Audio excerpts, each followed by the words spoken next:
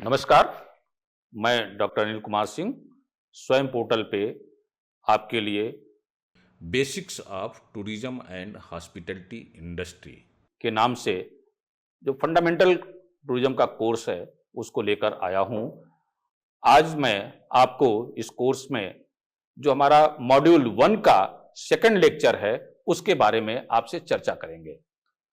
ये जो मेरा मॉड्यूल सेकंड है, इस मॉड्यूल में हमने significance of tourism and hospitality industry overview मतलब पर्यटन और आतिथ्य उद्योग का महत्व एवं उसका अवलोकन हम उस पर करेंगे। ये जो टूरिज्म एंड हॉस्पिटैलिटी इंडस्ट्री है, ये पूरे दुनिया के लिए महत्वपूर्ण है। सिग्निफिकेंस की जब हम बात करते हैं, महत्व की बात करते हैं, तो सबसे पहले हम देखते हैं कि पर्यटन उद्योग से क्या क्या बेनिफिट होता है। ये पर्यटन उद्योग पूरे दुनिया को आर्थिक उन्नति का एक मार्ग प्रशस्त करता है। पूरी दुनिया में पीस एंड वेलफेयर, पीस का, इंटरनेशनल ब्रदरहुड का एक टूल्स है टूरिज्म इंडस्ट्री। टूरिज्म इंडस्ट्री के कारण जो है बहुत सारे बेनिफिट मिलते हैं। इस स्लाइड में हम लोग जो डिस्कस करेंगे उसका मैं आपको एक ओवरव्यू बताना चाहता हूं कि इसमें हम डिस्कस करेंगे इकोनॉमिक बेनिफिट क्या है, जो significance of tourism and hospitality industry है उसका, what are the economic benefit, आर्थिक लाभ क्या है, सोशल एंड कल्चरल बेनिफिट क्या है, यानी कि सामाजिक और सांस्कृतिक दृष्टिकोण से टूरिज्म का लाभ क्या है, इन्वायरमेंटल बेनिफिट क्या है, यानी कि जो पर्यावरण जो आज देश पूरे विश्व के लिए एक चुनौती बना हुआ है, उसके क्षेत्र में पर्यटन उद्योग की क्या भूमिका है, क्या लाभ इससे मिल रहा है। उसके बाद हम बात करेंगे कम्युनिटीज एंड हेल्थ इंप्रूवमेंट की, समुदाय और उसके स्वास्थ्य के सुधार में पर्यटन उद्योग की क्या भूमिका है, क्या इसके सिग्निफिकेंस है, उस पर हम चर्चा करेंगे। हम चर्चा करेंगे इंफ्रास्ट्रक्चर डेवलपमेंट में पर्यटन उद्योग की क्या भूमिका है, उसके बुनियादी ढांचे के जो विकास होता है पर्यटन उद्योग के कारण वो किस प्रकार से होता है, उसके बारे में हम चर्चा करेंगे। हम चर्चा करेंगे कि पर्यटन उद्योग किस प्रकार से लोकल और नेशनल एम्प्लॉयमेंट के लिए जो है स्थानीय और राष्ट्रीय रोजगार का एक स्रोत के रूप में अपने आप को खड़ा करता है, इसके बारे में हम चर्चा करेंगे। हम चर्चा करेंगे boost of the local industries, मतलब स्थानीय उद्योगों को बढ़ावा देने का काम कैसे करता है, इसके बारे में हम बात करेंगे। पॉलिटिकल स्टेबिलिटी और इंटरनेशनल ब्रदरहुड, सरकारें पर्यटन उद्योग के कारण हिलती हैं और स्टेबल होती हैं, ये कैसे होता है संभव, इसके बारे में भी हम चर्चा करेंगे। हम चर्चा करेंगे यूजफुल फॉरेन एक्सचेंज, जो उपयोगी विदेशी मुद्रा कैसे उत्पन्न होता है पर्यटन उद्योग के द्वारा, इसके बारे में भी हम वर्णन करेंगे। और produce capital to preserve the local art and culture, स्थानीय कला और संस्कृति को संरक्षित करने के लिए जो पूंजी का उत्पादन करता है वो पर्यटन उद्योग किस प्रकार से करता है। तो आइए हम लोग चर्चा की शुरुआत करते हैं और इसमें आधे घंटे हम लोग एक दूसरे से मिले रहेंगे। Significance of tourism and hospitality industry की जब बात करते हैं तो सीधे सीधे हमको दिखाई पड़ता है कि हम पर्यटन उद्योग के महत्व की बात कर रहे हैं। पर्यटन उद्योग कितना महत्वपूर्ण है, अभी हमने पहले जो लेक्चर में बात किया था उसमें आप फर्स्ट लेक्चर में सुने थे कि पर्यटन उद्योग जो है पीस के लिए, शांति के लिए, प्लेजर के लिए, एंटरटेनमेंट्स के लिए। तो जब हम पर्यटन की परिभाषा को देखते हैं कि tourism is a movement of people from one place to another place for the purpose of leisure, pleasure, entertainments, meeting friends, relatives etcetera, यानी कि पर्यटन जो है एक स्थान से दूसरे स्थान की यात्रा है और उस यात्रा के में आनंद है, सुख है और उससे वहां के लोगों का जो जाता है उसके लिए है, तो और जो सर्विस देता है उसके लिए भी सुख की प्राप्ति होती है, उसके लिए भी आनंद की प्राप्ति होती है। तो पर्यटन को हम अगर देखें तो आतिथ्य उद्योग बहुत ही महत्वपूर्ण है। आर्थिक विकास में इसकी महत्वपूर्ण भूमिका होती है, रोजगार और सांस्कृतिक आदान प्रदान में महत्वपूर्ण योगदान देता है। हमारी जो सांस्कृतिक विरासत है उन सांस्कृतिक विरासत को संरक्षित करने और हमारे जो पड़ोसी देश हैं या दूर दराज के जो भी देश हैं उन देशों के साथ हमारे अंतर्राष्ट्रीय संबंधों को बढ़ावा देने में भी पर्यटन उद्योग की महत्वपूर्ण भूमिका रहती है। हम देखते हैं कि पर्यटन और आतिथ्य उद्योग वैश्विक अर्थव्यवस्था में एक प्रमुख भूमिका निभाता है। जो इंटरनेशनल जो वर्ल्ड इकोनॉमी है उसमें इसकी बहुत ही महत्वपूर्ण भूमिका होती है। पर्यटन और आतिथ्य से स्थानीय और वैश्विक अर्थव्यवस्थाओं को लाभ पहुंचाने के कुछ मुख्य तरीके रोजगार के अवसर, जीडीपी में योगदान, कर राजस्व में वृद्धि, बेहतर अंतर्राष्ट्रीय संबंध और बुनियादी ढांचों के विकास में भी सहायता होता है। पर्यटन उद्योग अपने पर्याप्त आर्थिक, सामाजिक और सांस्कृतिक प्रभावों के लिए जाना जाता है। इस उद्देश्य उद्योग का जो विकास होता है, उस विकास के कारण रोजगार के अनेक अवसर मिलते हैं। उसके कारण हमें विदेशी मुद्रा मिलता है। आय का एक प्रमुख स्रोत के रूप में मतलब इकोनॉमिक जनरेशन का एक मेजर इंजन के रूप में हम टूरिज्म इंडस्ट्री को जो है देखते हैं। जबकि सांस्कृतिक संरक्षण और अंतर्राष्ट्रीय समझ भी इससे बढ़ती है। दूसरे देश अगर एक दूसरे देश को वीजा, अब देख रहे हैं कि बहुत सारे देश ओपन वीजा पॉलिसी को अडॉप्ट कर रहे हैं कि उनके यहाँ अधिक से अधिक देशों से अधिक पर्यटक आए। तो ये मुख्य रूप से जो है पर्यटन के जो इंपॉर्टेंट है, महत्व है, उसके बारे में हम लोगों ने बात किया। अब एक एक करके इन महत्वों को हम ब्रीफ में, डिटेल में, थोड़ा सा ब्रीफ गहराई में जाते हुए चर्चा करेंगे। जैसे कि जो significance of tourism and hospitality industry है, पर्यटन और आतिथ्य उद्योग का जो महत्व है, वो महत्व किस प्रकार से है। तो सबसे जो पहला महत्व है इकोनॉमिक बेनिफिट, यानी कि आर्थिक लाभ, social and cultural benefit, environmental benefit, community and health, infrastructure development, political stability. ये जो बात हम लोग चर्चा कर चुके हैं इस बात की। तो जो आर्थिक लाभ है वो किस प्रकार से है, पर्यटन के कारण किस प्रकार से आर्थिक लाभ हो रहा है। तो जो पहला है इसमें बिंदु है पर्यटन के कारण रोजगार, जॉब क्रिएशन। मैंने आपको बताया था पहली स्लाइड में कि ये जो पर्यटन उद्योग है इसमें डायरेक्ट और इनडायरेक्ट दोनों प्रकार के रोजगार की संभावनाएं बनती है। जो रोजगार की संभावना की जब बात हम करते हैं तो डायरेक्ट और इनडायरेक्ट हम देखते हैं कि पर्यटन उद्योग में जो रोजगार का जो मापदंड है वो सेल्फ एम्प्लॉयमेंट और जॉब एम्प्लॉयमेंट। मतलब जो भी व्यक्ति, बहुत सारे जो हमारे विद्यार्थी जो पर्यटन की पढ़ाई करके निकलते हैं तो वो देखता हूं कि 1-2 साल तक तो वो इंडस्ट्री में जॉब करते हैं, 2 साल 3 साल तक जॉब किए, उसके बाद they switch in the self employment, मतलब अपने आप को वो स्वरोजगार में ढाल लेते हैं और वहां से पर्यटन के क्षेत्र में वो एक सर्विस प्रोवाइडर की भूमिका में आकर और अपना रोजगार का जीवनोपार्जन का काम करते हैं। तो जॉब क्रिएशन, अब जॉब क्रिएशन में कौन कौन सी जॉब आती है टूरिज्म की अंतर्गत। तो जॉब क्रिएशन में जो services, what ever the service required by the tourist during the travel period, एक यात्री को, एक पर्यटक को अपने यात्रा के दौरान क्या क्या सर्विसेज चाहिए, तो जो जो सर्विसेज चाहिए उन सर्विस को प्रोवाइड करने के लिए मल्टी डायमेंशनल जो है रिक्वायरमेंट होती है। किसी को एकोमोडेशन चाहिए तो एकोमोडेशन में मतलब हॉस्पिटैलिटी यानी आतिथ्य व्यवस्था करने के लिए होटल इंडस्ट्री को आप देखते हैं कि उसमें कितने प्रकार की नौकरियों की संभावनाएं होती हैं।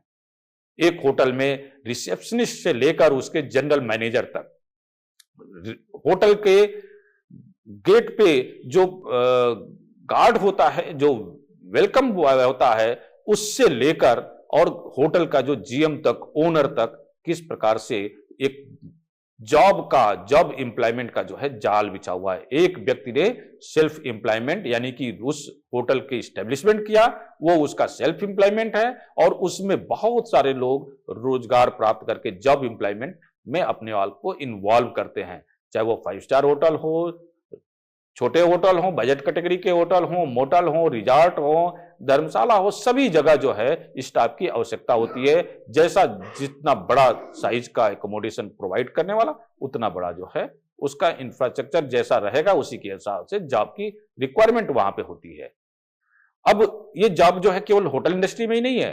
अगर वो यात्रा करेगा तो यात्रा में रेलवे में की डिमांड बढ़ेगी, तो रेलवे में डिमांड बढ़ेगी तो उसको रेलवे की डिमांड को फुलफिल करने के लिए चालक चाहिए, ड्राइवर चाहिए, उसके लिए गार्ड चाहिए, उसके लिए टीटी चाहिए, तो ये जो बेसिक चीजें हैं, टूरिस्ट ट्रेनें बहुत सारी चलाई जा रही हैं, तो उसमें अलग से कुछ फैसिलिटी प्रोवाइडर के रूप में जो है सर्विस प्रोवाइडर को इंगेज किया जाता है। ये सारी सुविधाएं जो है ट्रांसपोर्ट के, अगर दूसरे सेगमेंट में हम देखते हैं रेलवे के अलावा, तो एयरलाइन इंडस्ट्री में अनेक संभावनाएं जॉब की है, वो टूरिज्म के डेवलपमेंट के कारण वो संभावनाएं बढ़ती जाती है। यही नहीं, एंसिलरी जो टूरिज्म की जो सर्विसेज है, जैसे गाइडिंग की फैसिलिटी है, गाइड चाहिए टूरिस्ट को, तो गाइड चाहिए तो वहां पे गाइड की सुविधा मिलेगी। वो नौकरी, वो एक फ्रीलांसर के रूप में जो सर्विस प्रोवाइडर है वो काम करता है, और वो स्वरोजगार ही है उसका, जो गाइडिंग का काम करता है, स्काउटिंग का काम है, बहुत सारे, यानी कि मैंने आपको पहले ही बता दिया था कि what ever the service required that will be fulfil by the industry, और उसको जो फुलफिल करता है वो उसका एक एम्प्लॉयमेंट का पार्ट होता है। दूसरी जो बात है, महत्वपूर्ण बात है, वो फॉरेन एक्सचेंज अर्निंग है, विदेशी मुद्रा का आय कमाना। पर्यटक जब आता है बाहर के देशों से, तो हमारे यहां जो रिसोर्स है उसको देखता है। सपोज वाराणसी में कोई पर्यटक विदेश से आ रहा है, तो वाराणसी से जो रिसोर्स है, जो पर्यटक के कारण है, जो काज ऑफ मूवमेंट है, वाराणसी की गंगा यहीं पे है, घाट यहीं पे है, मंदिर यहीं पे है, जो रिसोर्स, जो आकर्षण के केंद्र है, सब यहीं पे छोड़ के जाता है, और उसके बदले में विदेशी मुद्रा यहां पे खर्च करके जाता है।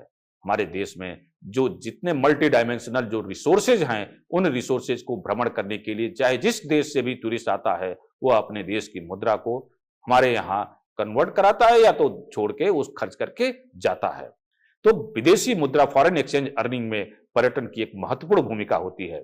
इंफ्रास्ट्रक्चर डेवलपमेंट, जब हम बात करते हैं टूरिज्म डेवलपमेंट की और टूरिज्म के ग्रोथ की, तो जैसे जैसे टूरिज्म का डेवलपमेंट होता है, वैसे वैसे इंफ्रास्ट्रक्चर डेवलपमेंट होता है, यानी कि मूलभूत जो मौलिक सुविधाएं हैं, बुनियादी ढांचे हैं, उनका विकास होता है। अब बुनियादी ढांचे में क्या है? इंफ्रास्ट्रक्चर में जैसे रेलवे नेटवर्क को बढ़ाना, रोड नेटवर्क को बढ़ाना, एयरपोर्ट का डेवलपमेंट, एयरपोर्ट में वृद्धि करना, उसके बाद क्रूज लाइनर की वृद्धि करना, वाटर ट्रांसपोर्ट में वृद्धि करना, ये सभी जो है बुनियादी ढांचे का विकास भी अपने आप में एक टूरिज्म के लिए जो है महत्वपूर्ण भूमिका निभाता है टूरिज्म इंडस्ट्री इसमें। उसके बाद टैक्स रेवेन्यू, जब डेवलपमेंट होगा, एम्प्लॉयमेंट होगी, फॉरेन एक्सचेंज अर्निंग होगी, जब अर्निंग होगी तो जो व्यक्ति कमाएगा वह जो है टैक्स भी पे करता है। एक अभी बहुत लेटेस्ट उदाहरण अगर हम आपको बताएं, तो कुंभ में एक नाविक ने 30 करोड़ से अधिक की आय अर्जित की, केवल बोटमैन था वो, और वो बोट चलाकर 30 करोड़ से अधिक की कमाई किया। अब वो 30 करोड़ कमाया तो उस पर सरकार को उसने टैक्स भी दिया है। तो ये सरकार के खाते में भी पर्यटन उद्योग के कारण आर्थिक लाभ मिलता है। उसके बाद अन्य उद्योगों को यह सहयोग भी प्रदान करता है, स्टिमुलेटिंग अदर इंडस्ट्रीज, जो दूसरे सपोर्टिंग इंडस्ट्रीज है, जैसे मैंने बताया कि airline industry, railway, cruise industry तो ट्रांसपोर्टेशन के सेक्टर में है, और होटल इंडस्ट्री, इन सबको बूस्टअप करने का काम, ग्रोथ करने का, डेवलप करने का काम जो है पर्यटन उद्योग तेजी के साथ करता आ रहा है। इनकम डिस्ट्रीब्यूशन, आय का वितरण, जब लोग इनकम होती है तो उसका डिस्ट्रीब्यूशन भी होता है। मैंने अभी आपको उदाहरण दिया कि कुंभ के दौरान एक बोटमैन ने 30 करोड़ की कमाई किया। वो 30 करोड़ की कमाई केवल उसकी कमाई नहीं है, वो 30 करोड़ का बिजनेस जो किया है उसने, उस बिजनेस से उसकी जितनी नाव थी, उस नाव को संचालन में जो लगे होंगे, उसके प्रबंधन में जो लगे होंगे, उन सबकी कमाई हुई है। तो एक जो इनकम होती है, उस इनकम का डिस्ट्रीब्यूशन चैनल बन जाता है। पर्यटन उद्योग में जो भी आय होती है, अलग अलग सेक्टर में उसका डिस्ट्रीब्यूशन चैनल बने हुए हैं, और उस सेक्टर में जो सर्विस प्रोवाइडर हैं, जो लोग कार्य करने वाले हैं, उस डिस्ट्रीब्यूशन चैनल के माध्यम से वो उसके लाभार्थी बनते हैं, उनको लाभ मिलता है, बेनिफिटेड होते हैं वो। दूसरी जो महत्वपूर्ण बात है, जो इसका सिग्निफिकेंस का, वो है cultural exchange, social and cultural benefit. तो सोशल एंड कल्चरल बेनिफिट में हम देखते हैं, पाते हैं कि cultural exchange is a important part of the tourism and hospitality industry. एक दूसरे की कल्चर को जानने का, समझने का मौका मिलता है। मैं बहुत बार इस बात को कोट भी करता हूं और देखता हूं कि वाराणसी एक रिलीजियस सिटी है। यहाँ पे जो बाहर से फॉरेन कंट्री से जो टूरिस्ट आते हैं वो देखने में ही लग जाता है कि विदेशी है। ऐसे टूरिस्ट भी यहाँ आने के बाद शिव का रूप धारण करते हैं, राम नाम की चुनरी ओढ़ लेते हैं। अयोध्या में जाते हैं तो, काशी में आते हैं तो ओम नमः शिवाय और त्रिशूल के साथ वो भ्रमण करने लगते हैं, घूमने लगते हैं। तो दे अडॉप्ट द इंडियन कल्चर। और उनकी कल्चर से भी हमको अगर बाहर से बनारस से कोई बाहर जा रहा है या इंडिया से कोई बाहर जा रहा है तो जिस कंट्री में जाता है उनके कल्चर से प्रभावित होता है, उनको देखता है, समझता है, जानने का मौका मिलता है। तो कल्चरल एक्सचेंज का सबसे बड़ा माध्यम है जो सोशल बेनिफिट है उसमें tourism industry. Preservation of heritage, जो हेरिटेज प्रॉपर्टी है, हेरिटेज रिसोर्सेज हैं हमारी, उसको प्रिजर्वेशन करने में भी टूरिज्म इंडस्ट्री की महत्वपूर्ण भूमिका होती है। कम्युनिटी का डेवलपमेंट, कम्युनिटी के विकास के लिए, मतलब होस्ट पॉपुलेशन, टूरिज्म इंडस्ट्री के कारण जो होस्ट पॉपुलेशन है वो सबसे ज्यादा बेनिफिटेड होती है। होस्ट पॉपुलेशन के विकास में एक कम्युनिटी डेवलपमेंट जो है वो सोशल एंड कल्चरल बेनिफिट के अंतर्गत आता है। प्रमोटिंग पीस एंड स्टेबिलिटी, शांति मिलेगी, स्टेबिलिटी मिलती गई, स्थायित्व आता है। पीस और स्टेबिलिटी टूरिज्म इंडस्ट्री के कारण बताया ना कि यात्रा स्वांतः सुखाय। अब वो स्वांतः सुखाय के लिए यात्रा कर रहा है, लेकिन जो सर्विस प्रोवाइडर है वो भी उस स्वांतः सुखाय के कारण बेनिफिटेड हो रहा है उसको सर्विस देकर। अवेयरनेस क्रिएट होता है, राइजिंग अवेयरनेस, लोगों में जागरूकता आती है। अतिथि देवो भव का भाव बताया था कि अतिथि देवो भव, अतिथि को जो है वो guest is like a God का भाव लेकर उसको सेवा करता है। Supporting local business also, tourism industry के कारण जो सोशल कल्चरल है वो लोकल ट्रांसपोर्ट, लोकल बिजनेस, जैसे कि आर्ट एंड क्राफ्ट है। I have seen in the Varanasi, again I will give the example of the Varanasi, कि वाराणसी में पीतल के बर्तन बनते हैं, वाराणसी में पीतल के वो लकड़ी के खिलौने बनते हैं।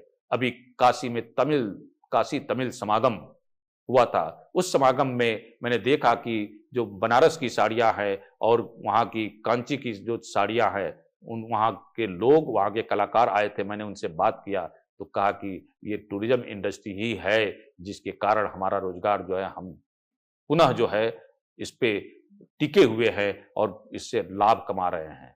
नहीं तो हम टूरिज्म अगर नहीं होता और इस तरह से डेवलपमेंट नहीं होता पर्यटन का, तो हम इस कार्य को छोड़कर दूसरे कार्य में लग गए होते, ये हमारे लिए जो है कठिन हो जाता।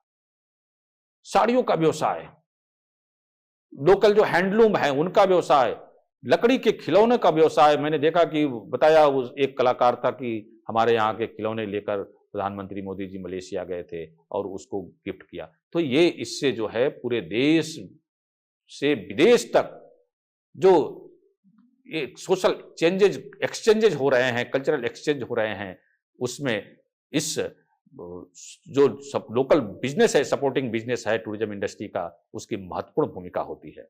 अगर हम आगे देखते हैं तो इन्वायरमेंटल बेनिफिट भी टूरिज्म इंडस्ट्री के कारण बहुत बड़ा हमको फायदा मिलता है। हम टूरिज्म को सस्टेनेबल टूरिज्म की बात ही करते हैं, सस्टेनेबल टूरिज्म की बात, और भारत की तो परंपरा रही है सस्टेनेबिलिटी की।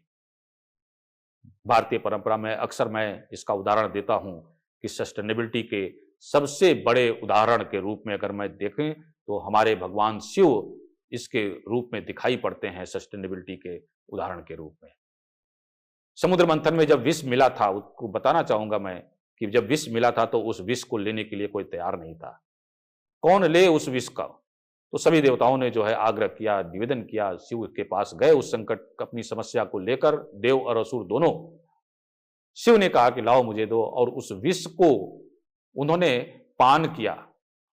विष का स्वभाव है मारना, जहर जो है मारने का काम करता है। जब शिव ने जहर को पिया तो उसको पेट के अंदर नहीं लिया, गले में रखा, बाहर नहीं उगला, क्योंकि बाहर उगलते तो सृष्टि पे विष फैलता और अंदर डालते तो स्वयं का विनाश होता, स्वयं का नाश होता। इसलिए वो नीलकंठ कहे जाते हैं। कंठ में धारण किया और उसका प्रभाव हुआ कि उनका कंठ नीला पड़ गया, ऐसी मान्यता है, जिसके कारण वो नीलकंठ, यानी कि जो गार्बेज है उसको जो है हम इस प्रकार से उसका इस्तेमाल करें कि हम बाहर अगर डालेंगे तो संस्कृति और अंदर डालेंगे तो भी उससे नुकसान होगा। इसलिए उसको सस्टेनेबल मैनर का तरीका यही है कि हम उसके जो है दुष्परिणाम को ध्यान में रखते हुए उसका निस्तारण करें। जो भारत में सस्टेनेबिलिटी है, मतलब डेस्टिनेशन पे हम कैरिंग कैपेसिटी का ध्यान में रखें। हम डेस्टिनेशन पे जो टूरिस्ट इस्तेमाल कर रहे हैं चीजें, उनका ध्यान रखते हैं। तो ये सस्टेनेबल टूरिज्म की जो प्रैक्टिसेज है, ये अपने आप में इन्वायरमेंटल इको फ्रेंडली है, इन्वायरमेंट के लिए बेनिफिटेड है। इको टूरिज्म का जो कॉन्सेप्ट है वर्ल्ड वाइड, वो कॉन्सेप्ट अपने आप में इन्वायरमेंटल इको फ्रेंडली ही है, इन्वायरमेंटल को बेनिफिट देने वाला ही है। इको टूरिज्म का मतलब ये होता है कि हम इकोलॉजी के साथ, फ्रेंडली इन्वायरमेंट के साथ, हम इकोलॉजी को साथ में लेकर हम टूरिज्म का विकास करें। हम डेवलपमेंट किसी नुकसान के सीमा पर जाकर नहीं कर सकते हैं। Community involvement in the conservation efforts, ये कई बार देखने को मिलता है कि जो वाइल्ड लाइफ सेंचुरीज है, नेशनल पार्क्स है या नेचुरल डेस्टिनेशन है, वहां पे कम्युनिटी का जो है उसके प्रिजर्वेशन में और कंजर्वेशन में वहां के कम्युनिटी का बहुत बड़ी भूमिका होती है। पर्यावरण को rising preservation and conservation of wild life and biodiversity, biodiversity मतलब वन्य जीवों और विविधता संरक्षण में उसका जो है संरक्षण की बात भी पर्यटन के द्वारा होती है। इको फ्रेंडली प्रोडक्ट, जो इको फ्रेंडली, जो पर्यावरण को नुकसान न पहुंचाए, ऐसे प्रोडक्ट के उपयोग की बात टूरिज्म इंडस्ट्री में की जाती है। हम कम्युनिटी एंड हेल्थ इंप्रूवमेंट की जब बात करते हैं तो कम्युनिटी और हेल्थ इंप्रूवमेंट में समुदाय और स्वास्थ्य सुधार यानी कि रोजगार के अवसर की बात करते हैं। एम्प्लॉयमेंट अपॉर्चुनिटी टूरिज्म इंडस्ट्री के कारण बढ़ती है। टूरिज्म इंडस्ट्री के कारण सेल्फ एम्प्लॉयमेंट, हमने बात किया अभी पिछले स्लाइड में कि सेल्फ एम्प्लॉयमेंट अपॉर्चुनिटी, स्वरोजगार के अवसर, और उदाहरण भी बताया कि जो विद्यार्थी हमारे हैं वो 2-3 साल नौकरी करने के बाद वो अपने आप को स्विच कर देते हैं सेल्फ एम्प्लॉयमेंट में, स्वरोजगार में। तो सेल्फ एम्प्लॉयमेंट जो के कारण जो कम्युनिटी है उस कम्युनिटी की आय बढ़ती है और उस कम्युनिटी की आय बढ़ने से उसका जो है लिविंग स्टैंडर्ड हाई होता है, उसकी पेइंग कैपेसिटी बढ़ती है। सोर्स ऑफ इनकम, आय का स्रोत में डेवलपमेंट होता है। जब उसकी आय बढ़ेगी तो उसके आय के स्रोत बढ़ेंगे और उसको जब ये सर्विस टूरिज्म बढ़ता है तो आय के स्रोत बढ़ते हैं और उस टूरिज्म के बढ़ने के कारण, आय के स्रोत के बढ़ने के कारण उसका जीवन अपग्रेड होता है, ऊंचा उठता है।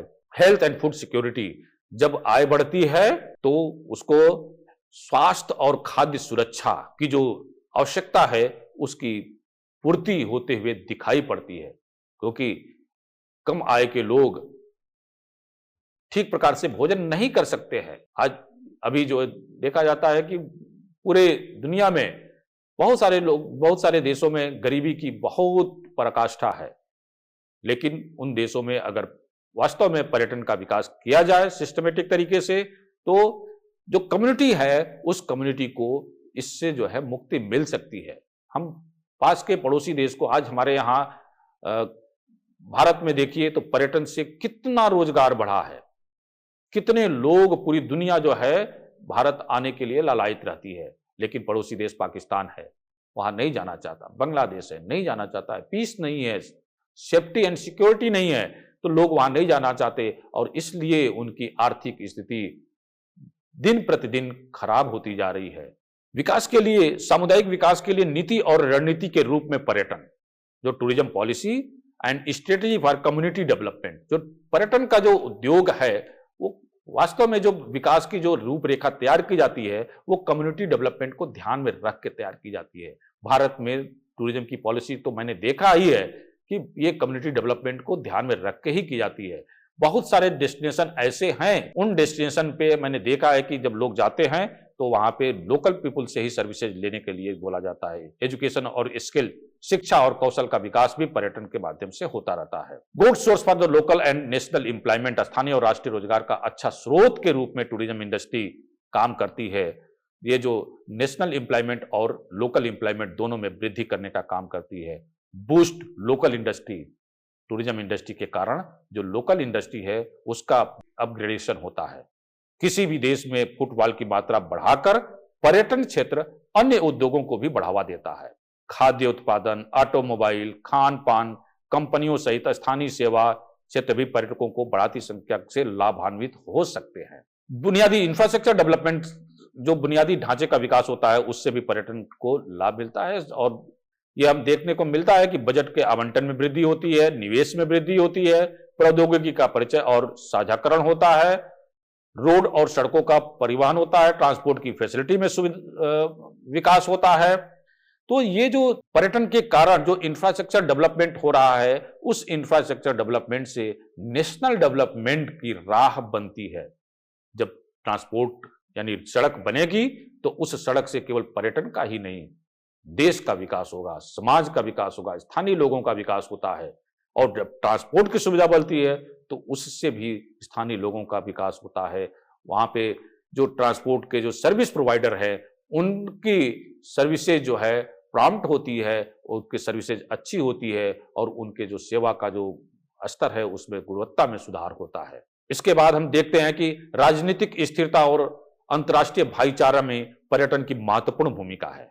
जो कल्चरल एक्सचेंज है, सांस्कृतिक आदान प्रदान, कल्चरल अंडरस्टैंडिंग, सांस्कृतिक समझ, एक देश से दूसरे देश के जो है सांस्कृतिक आदान प्रदान के लिए पॉलिटिकल पार्टी जो है दूसरे से बात करती हैं, दूसरे कंट्री से कनेक्ट होती हैं, रीजन वाइज एक रीजन से दूसरे रीजन का। अभी मैंने आपको उदाहरण दिया था काशी तमिल समागम, ये due to the prime minister of Modi, प्रधानमंत्री मोदी जी के कारण काशी में काशी और तमिल का समागम हुआ। इससे वहां तमिलनाडु की जनता कितनी प्रसन्न थी, वहां के बिजनेस प्रोवाइडर थे, वहां के एजुकेशनिस्ट थे, वहां के जो लोग स्मॉल और छोटे छोटे बिजनेस में काम करते हैं, उन लोगों से भी मैंने मिलकर बात किया। कितना प्रसन्न थे कि ये एक अच्छा इनिशिएटिव है और हमको एक दूसरे की संस्कृतियों को जानने को मिला, दूसरे के व्यवसाय को जानने को मिला। हम एक दूसरे के व्यवसाय में एक दूसरे की वृद्धि के लिए एक दूसरे के सहयोगी बन सकते हैं, ऐसा वो बात करते थे। अब इससे अगर वो उनको नैरेटिव बन रहा है तो इससे किसको लाभ मिलेगा? पॉलिटिकल पार्टी को, डायरेक्टली मोदी जी की जो पार्टी होगी उसको लाभ मिलेगा। इंटरनेशनल ब्रदरहुड में जो ये अंतर्राष्ट्रीय भाईचारा का एक महत्वपूर्ण साधन है टूरिज्म इंडस्ट्री। हम उसी देश की यात्रा करते हैं जिस देश में के साथ हमारे रिश्ते अच्छे हैं। पाकिस्तान के साथ हमारे रिश्ते अच्छे नहीं है तो पाकिस्तान की यात्रा करना कठिन होता है। हम टूरिस्ट वीजा भी बहुत आसानी से नहीं देते किसी को। हम बांग्लादेश की यात्रा, रिलेशन अच्छे नहीं है तो बांग्लादेश की यात्रा नहीं करते हैं, लेकिन जिन देशों के साथ हमारे रिश्ते अच्छे हैं वहां पे ओपन वीजा पॉलिसी है, मतलब ऑन अराइवल वीजा के लिए हम उनको स्वागत करते हैं। और हम भी जब जाते हैं तो हमारे भी देश के लोगों के लिए ऑन अराइवल वीजा वहां पे उपलब्ध रहता है। शिक्षा के और जागरूकता इससे होती है। Political parties use its as a agenda. राजनीतिक दल इसे एजेंडे के रूप में भी इस्तेमाल करते हैं। पर्यटन का विकास जो की अवधारणा है उसको देखने का भी मैं आपको दो उदाहरण दूंगा। अयोध्या में राम मंदिर, अब एक सत्ता पक्ष है और दूसरा विपक्ष, ये दोनों जो है उस मसले को, उस राम मंदिर को बनाने की क्रेडिट सत्ता पक्ष लेता है और राम मंदिर के कारण सत्ता पक्ष के प्रति देश की करोड़ों करोड़ों जनता उनके फेवर में खड़ी है। तो उसको एक पॉलिटिकल एजेंडा के रूप में जब डेवलपमेंट करते हैं तो उसको लेते हैं। अभी उत्तर प्रदेश के पर्यटन के विकास के लिए, धार्मिक पर्यटन के विकास के लिए नैमिषारण्य में उत्तर प्रदेश सरकार ने, योगी जी की जो सरकार है उसने 100 करोड़ रुपया नैमिषारण्य के लिए आवंटित किया, 100 करोड़ रुपया मथुरा के लिए आवंटित किया। और यह देखा गया है कि जितने भी किसी भी जिले में अगर प्राचीन मंदिर कहीं है तो उन मंदिरों के विकास के लिए खूब सारे पैसे का द्वार खोल दिया गया है और जितना पैसा चाहिए उतना पैसा ले जाइए, उनका संरक्षण करिए, उनका विकास करिए। तो ये एक पॉलिटिकल, उसके कारण जो है स्थानीय जनता में, उस क्षेत्र की जनता में एक नैरेटिव बनता है कि ये पार्टी जो है अच्छा काम करती है और पॉलिटिकल पार्टियां उसको एजेंडा बना के उसको भुनाने का काम भी करती है। विदेशी मुद्रा उत्पन्न करता है, जनरेट यूजफुल फॉरेन एक्सचेंज। विदेशी मुद्रा के उत्पन्न करने में इस टूरिज्म इंडस्ट्री की बहुत बड़ी भूमिका है। स्थानीय कला और संस्कृति को संरक्षित करने के लिए भी पूंजी का उत्पादन करता है। पर्यटन क्षेत्र किसी भी देश की समृद्ध कला, इतिहास और सांस्कृतिक पहलुओं को संरक्षित करने में भी मदद करता है। दुनिया के विभिन्न हिस्सों से आने वाले लोग को महत्वपूर्ण पर्यटन स्थलों और उनके सांस्कृतिक और ऐतिहासिक महत्व के बारे में शिक्षित किया जाता है। यह भविष्य की पीढ़ियों के लिए उनकी रक्षा करने की आवश्यकता के बारे में जागरूकता फैलाने में मदद भी करता है। टूरिज्म इंडस्ट्री अगर हम देखें तो एक मेजर इंजन है इकोनॉमिक जनरेशन और एम्प्लॉयमेंट अपॉर्चुनिटी को क्रिएट करने का। आर्थिक रूप से समृद्धि अगर पानी है किसी देश को तो पर्यटन के माध्यम से ही वो समृद्धि पा सकता है। नेचुरल रिसोर्सेज, मैं आपको एक उदाहरण देता हूं दुबई का। दुबई में नेचुरल रिसोर्सेज है, लेकिन वहां मेजर इकोनॉमिक जनरेशन का जो माध्यम है वो है वहां की टूरिज्म इंडस्ट्री, वहां का रियल एस्टेट। तो टूरिज्म इंडस्ट्री किसी भी देश को समृद्धि करने में महत्वपूर्ण भूमिका निभाती है। आज के इस लेक्चर में मैं इसी बात के साथ अपनी वाणी को विराम देता हूं। बहुत बहुत धन्यवाद, आप सभी का आभार।